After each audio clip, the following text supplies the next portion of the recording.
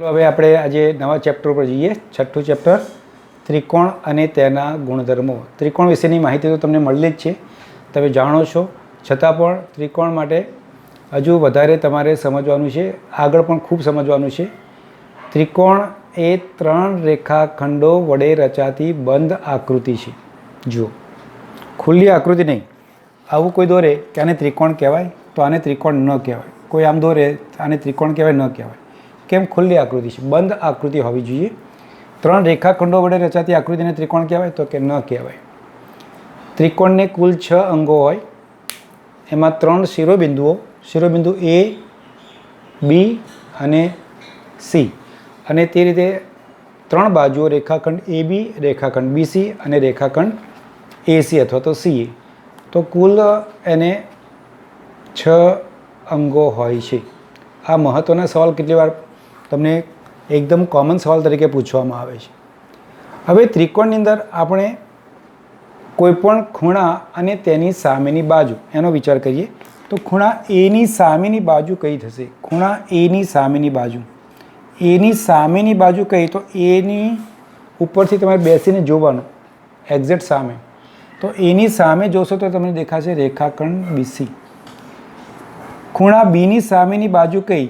તો બીની સામેની બાજુ બોલો તો બી સિવાયનું બોલવાનું છે રેખાખંડ બી. કાઢ નાખો એબીસીમાંથી તો એસી. અને ખૂણા સી માટે તમે શું કહી શકો? સી સામેની કઈ? એ અને બી, તો રેખાખંડ એબી. સેમ તમે ઊંધું પણ બોલો કે રેખાખંડ આપેલો હોય તો એની સામેનો ખૂણો કયો? રેખાખંડ આપેલો હોય તો એની સામેનો ખૂણો કયો? રેખાખંડ એક્સ વાય સામેનો ખૂણો કયો થશે? ચલો, એક્સ વાયની સામેનો ખૂણો કયો? તો એક્સ વાય બાજુની સામેનો ખૂણો જુઓ. તમારે અહીંયા ઉભા રહેવાનું અને જોવાનું છે કયો છે તો કે ઝેડ. તો એક્સ વાય રેખાખંડની સામેનો ખૂણો કયો? તો ઝેડ. એટલે તમને જો ફટાફટ સમજવું હોય તો એક્સ વાય ઝેડ, તો એક્સ વાય લખેલું હોય તો એની સામે ઝેડ આવે, બરાબર છે. વાય ઝેડ લખેલું હોય, વાય ઝેડ લખેલું તેની સામે એક્સ આવે. ટૂંકમાં બાકી રહેલું જે બિંદુ છે તે તમારે એ ખૂણા તરીકે બોલવાનું, અને ખૂણો આપેલો હોય તો બાકીના 2 બિંદુઓને રેખાખંડ તરીકે બોલવાનું છે. તો આ રીતે સામેની બાજુ આપણે ખૂણાની સામેની બાજુ અથવા તો બાજુની સામેનો ખૂણો આપણે નક્કી કરી શકીએ. પાસેની બાજુ કોને કહેવાય? તે દાખલા તરીકે હું કહું એ બી રેખાખંડ, એની પાસેની બાજુ કઈ થાય? બીસી પણ થાય, અને એ બીની પાસેની બાજુ એસી પણ થાય. બે પાસેની બાજુ થાય. ફરીથી એ બી પર ઉભા રહો, ડાબી તરફ જુઓ તો તમને એસી દેખાશે, જમણી તરફ જુઓ તો તમને બીસી દેખાશે. એ રીતે બાકીના બધાનું તમે કહી શકો છો. હવે ત્રિકોણની મધ્યગા, જે આપણા માટે મહત્ત્વનું છે. ત્રિકોણની મધ્યગા એટલે શું? તો ત્રિકોણ દોરેલો છે, આ ત્રિકોણના કોઈ શિરોબિંદુમાંથી સામેની બાજુ પર સામેના બાજુના મધ્યબિંદુને જોડતા રેખાખંડને ત્રિકોણની મધ્યગા કહે છે. શબ્દ જુઓ, મધ્ય. આ મધ્યબિંદુ છે કોનું? બીસીનું મધ્યબિંદુ. દાખલા તરીકે ડી છે, ડી બીસીનું મધ્યબિંદુ છે. તો રેખાખંડ એડીને શું કહેવામાં આવે છે? મધ્યગા કહેવામાં આવે છે. તો મધ્યગાને આપણે વ્યાખ્યાયિત કરવી હોય, શબ્દોમાં કહેવું હોય તો શું કહેવાનું? તો ત્રિકોણનું શિરોબિંદુ અને સામેની બાજુનું મધ્યબિંદુ જે રેખાખંડના અંત્યબિંદુ છે તો તેને ત્રિકોણની મધ્યગા કહેવાય.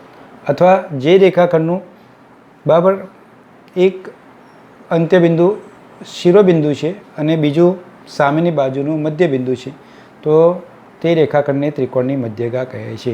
અને એકદમ સરળ કેવું હોય, મધ્યગા એટલે ત્રિકોણનું એક શિરોબિંદુ અને સામેની બાજુનું મધ્યબિંદુ ને જોડતો રેખાખંડ, એમ પણ તમે કહી શકો.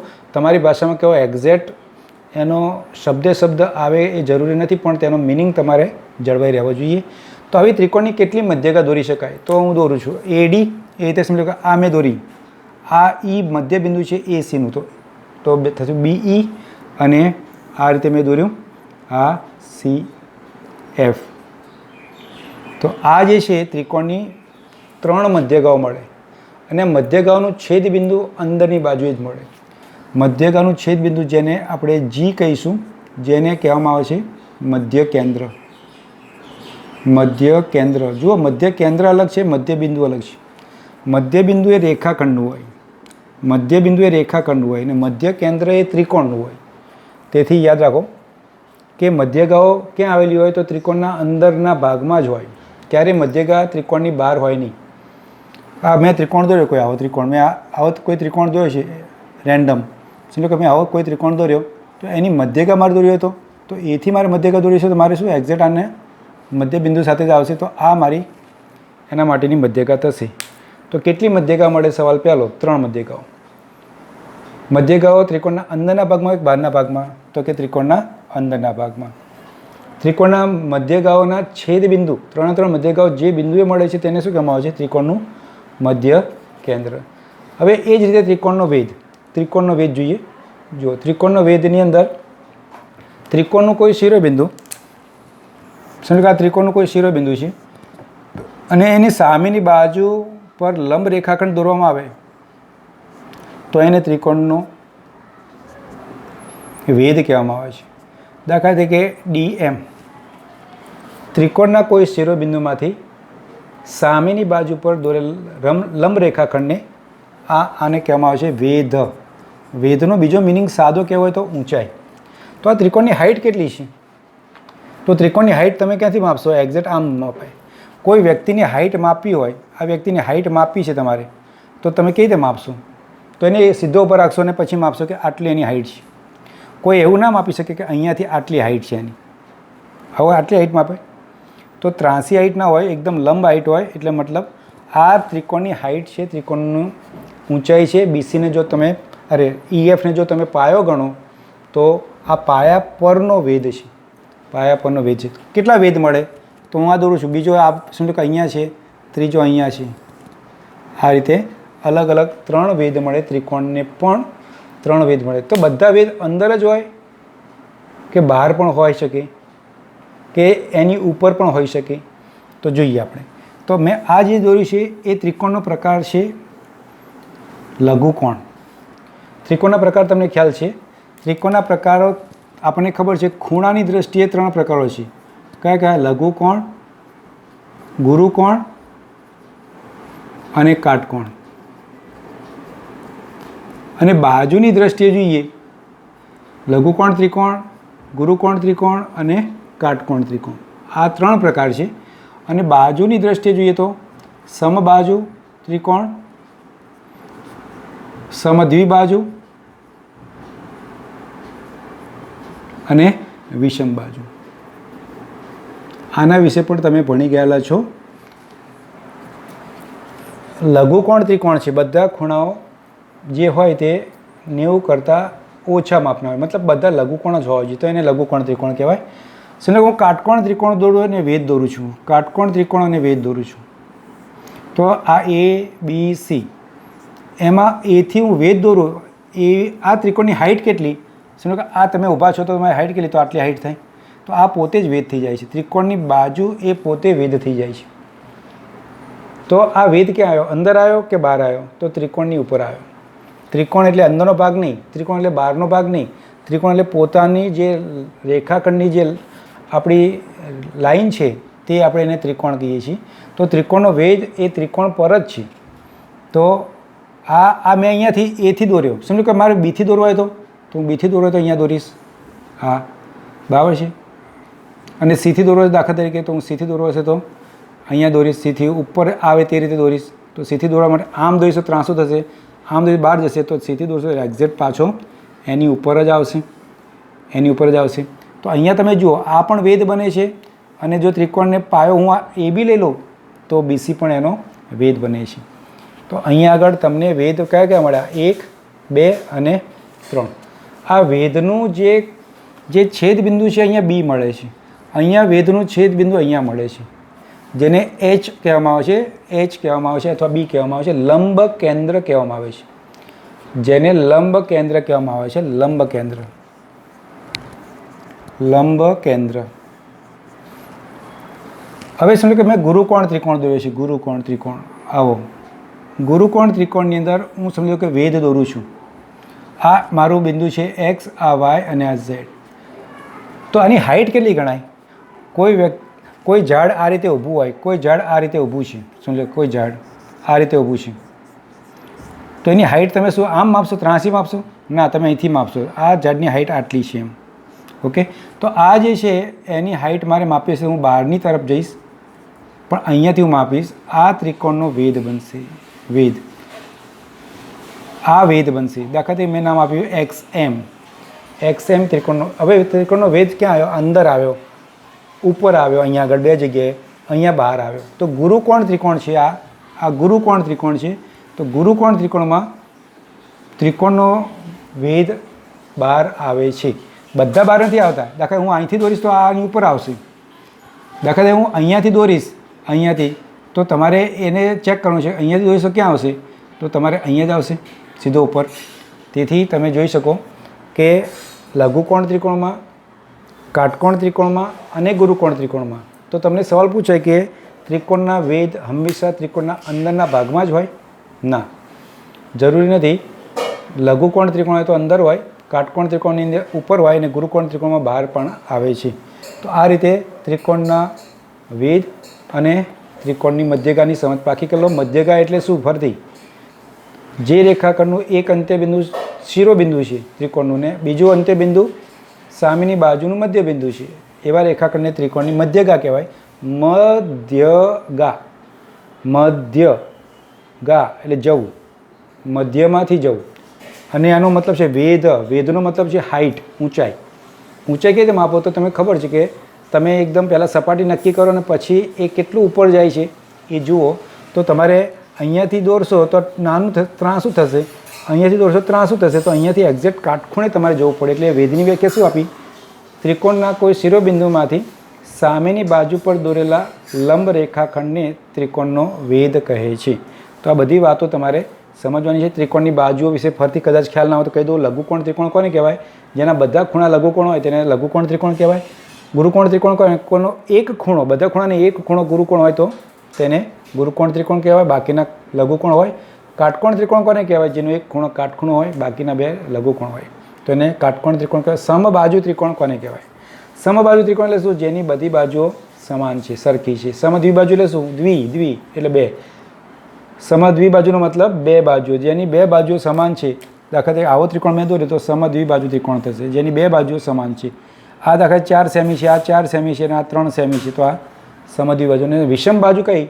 જેની કોઈ પણ બે બાજુઓ સમાન નથી. મતલબ કોઈ પણ બે બાજુઓ સમાન નથી મતલબ પાસની કોઈ પણ બે બાજુઓ લઈ લો, કોઈ પણ, અથવા સામસામે આજુબાજુને લઈ લો, તો કોઈ પણ બે બાજુઓ સમાન નથી મતલબ ત્રણેય બાજુઓના માપ સમાન નથી. કોઈ 3 છે, 4 છે, 5 છે, આ રીતે.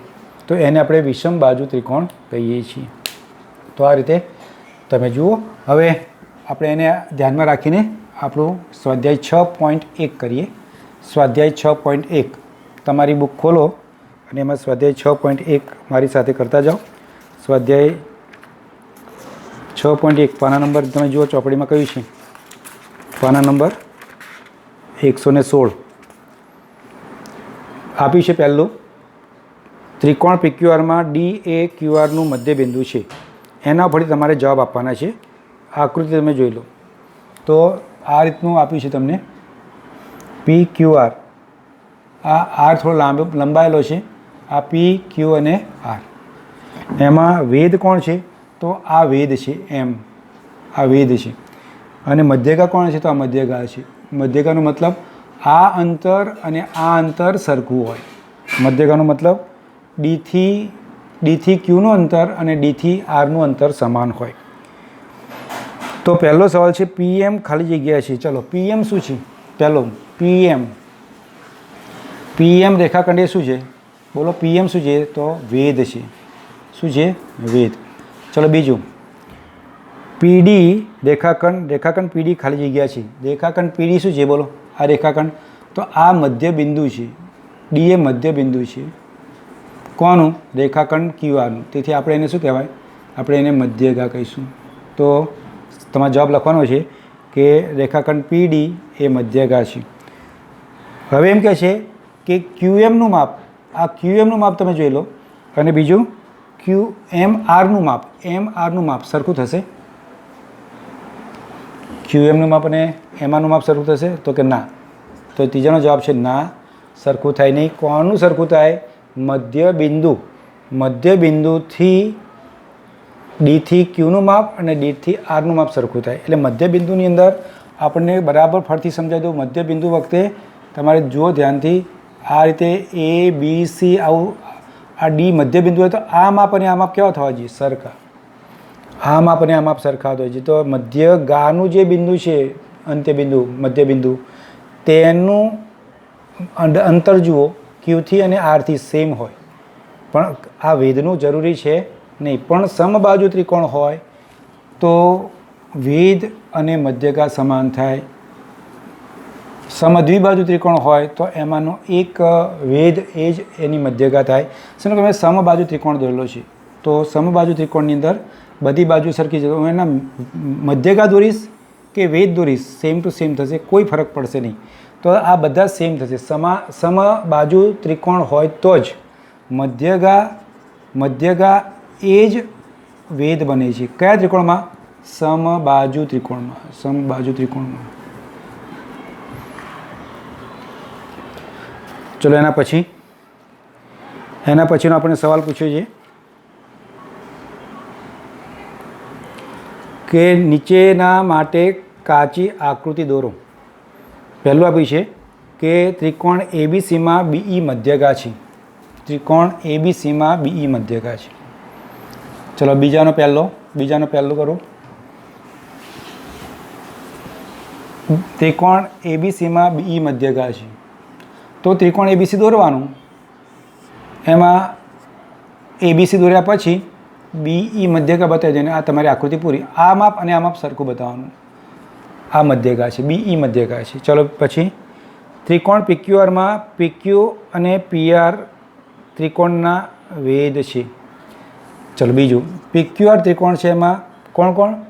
PQ અને PR વેધ છે. PQ અને PR વેધ છે, મતલબ P કોમન બોલાય છે. PQ અને PR, એમાં P કોમન બોલાય છે, તો P વચ્ચે રાખવાનું. તો P અહીંયા Q મૂકી દઉં, અહીંયા R મૂકી દઉં. તો આ વેધ છે. જો બંને એકબીજાના જો પરસ્પર વેધ છે તો આ રીતની આકૃતિ થશે. P આપણું કોમન બિંદુ બોલાય છે બંનેમાં વેધમાં, તેથી આપણે થશે. ત્રીજું આપી છે ત્રિકોણ XYZમાં YL ત્રિકોણની બહારના ભાગમાં આવેલો વેધ છે. બહારના ભાગમાં આવેલો વેધ છે એ મેં તમને કરાવી હતું. હમણાં જુઓ ફરતી. તો અહીંયા જે પ્રમાણે કીધું છે તે YL બહારના ભાગમાં છે, તો હું YL દોરું છું બહારના ભાગમાં. દાખલા મેં આ Y ઉપર મૂકી દીધો, X, Y અને Z કોઈ પણ રીતે લખો, આ બહારના ભાગમાં છે એમ કહેવાય YL. આ YL વેધ જે છે એ ત્રિકોણના બહારના ભાગમાં છે. જોઈ લો, ચેક કરી લો. બરાબર છે. આ રીતે. હવે પ્રશ્ન ત્રીજો આપે છે, આકૃતિ દોરીને ચકાસો કે સમદ્વિબાજુ ત્રિકોણમાં મધ્યગા અને વેધ સમાન છે. આકૃતિ દોરીને ચકાસવાનું છે. તો તમારી પાસે કોણ માપક હોય તો એની મદદથી તમે જોઈ લો કે સમદ્વિબાજુ ત્રિકોણ દોરેલો હોય. સમદ્વિબાજુ ત્રિકોણ દોરેલો છે. આ સમદ્વિબાજુ ત્રિકોણની અંદર એનો જે કહે છે કે મધ્યગા અને વેધ સમાન છે. આ મધ્યગા પણ છે અને વેધ પણ છે. તો મધ્યગા છે મતલબ શું થાય? આ માપ અને આ માપ સરખા રાખવાના. તો દાખલા તરીકે હું એક ઉદાહરણ તરીકે લઉં, આ ABC ત્રિકોણ છે, એમાં AB બાજુ અને BC બાજુ સમાન છે. AB બાજુ અને BC બાજુ સમાન છે. આ બાજુ મધ્ય બિંદુ છે, મધ્ય બિંદુ છે. તો આ માપ અને આ માપ સરખા થાય. હવે તમારે કોણ માપક મૂકી જોવાનું. તમારું કોણ માપક મૂકો અને કોણ માપક મૂક્યા પછી આ ખૂણો જો એક્ઝેક્ટ 90નો થાય તો તમે કહી શકો કે વેધની વ્યાખ્યા પ્રમાણે ત્રિકોણનું શિરોબિંદુ અને સામેની બાજુ પર દોરેલા લંબ રેખાખંડ. લંબ એટલે શું? લંબનો મતલબ શું કહેવાનો? લંબ રેખાખંડ કે મતલબ આ રીતે કાટખૂણે છે તેને એને લંબ કહેવાય. કાટખૂણે છે તેને લંબ કહેવાય. તેથી આ તમે કહી શકો કોણ માપકની મદદથી. તો કે અને કોણ માપકની મદદ વગર તમારે સમજાવવું હોય તો પણ તમે સમજાવી શકો છો કે જો બાજુઓ સમાન છે તો એને સામેના ખૂણા પણ સમાન થાય. અને આ સામેના ખૂણા જે બને છે બંને એ રૈખિક જોડ બને છે. આ સામેના જે ખૂણા બને છે રૈખિક જોડ છે. રૈખિક જોડનો સરવાળો કેટલો થાય? 180 અંશ. પણ આ બાજુઓ સરખી છે, તેથી આ ત્રિકોણની આ ત્રિકોણ માટે આ બંને બે નાના ત્રિકોણ છે સરખા, એ ત્રિકોણ માટે આની સામેનો ખૂણો આ કહેવાય, આની સામેનો ખૂણો આ કહેવાય. પણ બંને રૈખિક જોડ છે. રૈખિક જોડના ખૂણા પૂરક હોય પણ બંને બંને કેવા છે? સરખા છે. સરખા છે એટલે કેટલા થશે? બંને 90 અંશના થશે. તે રીતે પણ તમે કહી શકો, પણ અહીંયા તમારે માત્ર કોણ માપકની મદદથી તમે કહેશો જોઈને તો પણ ચાલશે, આકૃતિની મદદથી કહેવાનું છે. તો આ રીતે તમારે સ્વાધ્યાય 6.1 તમારે કરવાનું છે. એની આગળના પણ તમને જે કંઈ પ્રયત્ન કરો અથવા તો તમને ઉદાહરણ આપેલા છે તે તમારે વાંચવાના છે, અને જરૂર લાગે તમને પ્રેક્ટિસ લાગે તો તે તમારે નોટબુકમાં લખવાના છે.